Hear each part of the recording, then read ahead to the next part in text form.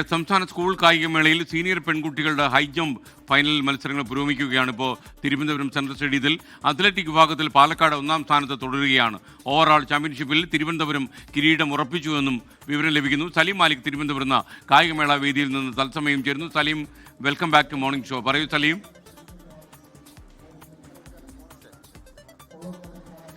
Good morning. ഇപ്പോൾ ഇതേ high jump മത്സരങ്ങൾ അവസാനിച്ചിട്ടുണ്ട്. സീനിയർ പെൺകുട്ടികളുടെ ഹൈജമ്പ് മത്സരങ്ങൾ അവസാനിച്ചിട്ടുണ്ട്. തൃശ്ശൂരാണ് സ്വർണം നേടിയിരിക്കുന്നത്. തൃശ്ശൂർ RMHSS ആളൂരിന്റെ വിദ്യാർത്ഥിയാണ് ഇപ്പോൾ ഈ ഹൈജമ്പ് മത്സരത്തിൽ സ്വർണം നേടിയിരിക്കുന്നത്. ഇന്ന് രാവിലെ നടന്ന ആദ്യത്തെ ഇനമാണ് ഈ സീനിയർ പെൺകുട്ടികളുടെ ഹൈജമ്പ് മത്സരം. അതിനിടയിൽ ഈ പാലക്കാടിന്റെ കുതിപ്പ്, ഈ അത്ലറ്റിക് വിഭാഗത്തിലെ പാലക്കാടിന്റെ മുന്നേറ്റവും തുടരുകയാണ്. നിലവിൽ 134 പോയിന്റുകളാണ് പാലക്കാടിനുള്ളത്. 112 പോയിന്റുമായി മലപ്പുറം തൊട്ടു പിന്നിലും ഉണ്ട്.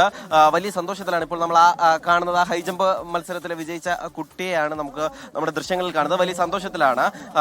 അതിനിടയിൽ ഈ സ്കൂളുകൾ തമ്മിലുള്ള ഒരു പോരാട്ടം, കടുത്ത പോരാട്ടമാണ് ഇപ്പോൾ നിലവിൽ അത്ലറ്റിക് വിഭാഗത്തിലുള്ളത്. 40 പോയിന്റുമായി കോഴിക്കോട് സെന്റ് ജോസഫ് HS പുല്ലൂരമ്പാറയാണ് നിലവിൽ മുന്നിലുള്ളത്. ഒപ്പം 34 പോയിന്റോടെ മലപ്പുറം തിരുനാവായ സ്കൂളും തൊട്ടുപിറകിലുണ്ട്. നമുക്ക് ആ കുട്ടിയുടെ പ്രതികരണത്തിലേക്ക് ഇപ്പോൾ പോകാം. സന്തോഷമുണ്ട്. ആദ്യമായിട്ടാണ് സ്റ്റേറ്റ് ഗോൾഡ് വരുന്നത്.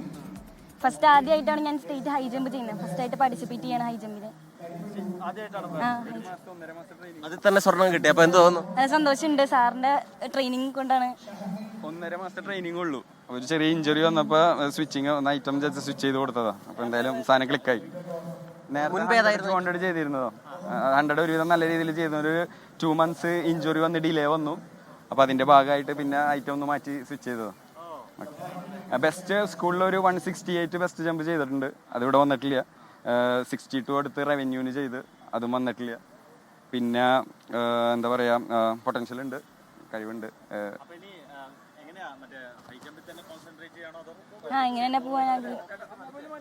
തന്നെ പോവാൻ ആഗ്രഹിക്കാൻ ഹൈ ജമ്പ്. ഇല്ല, ജമ്പ് അതായത് സ്പ്രിന്റ് നല്ലോണം ചെയ്യും. നല്ല രീതിയിൽ ഒരു 12-10 റേഞ്ചിലുണ്ടായിരുന്നു സ്പീഡ്. അതെല്ലാം ഇത് കോംബോ ഇഞ്ചുറി വന്നപ്പോൾ ഒന്ന് മാറ്റിയിട്ടത്. ഓക്കെ സലീം മാലിക്. ലോകത്തെവിടെയായാലും ഏത് സമയത്തും 24 വാർത്തകളും ഓഗ്മെന്റഡ് റിയാലിറ്റി പാക്കേജുകളും എക്സ്പ്ലെയിനറുകളും വിശദമായി കാണാൻ ഞങ്ങളുടെ YouTube ചാനൽ നിങ്ങൾക്ക് സബ്സ്ക്രൈബ് ചെയ്യാം.